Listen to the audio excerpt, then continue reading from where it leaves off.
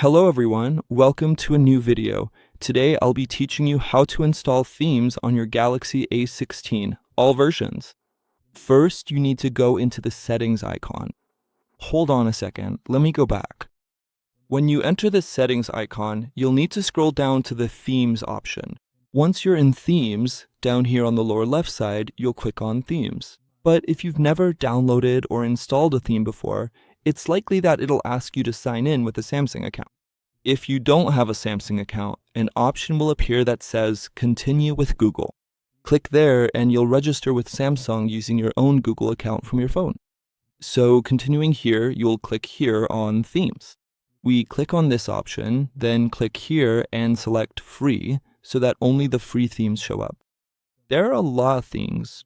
Just a reminder, if a theme has video or animation written on it, that means it's a theme with a moving wallpaper on the lock screen. So, for example, I'm going to install this theme. Apparently, it's a Christmas theme. I'm going to click on Download and wait for the download to finish.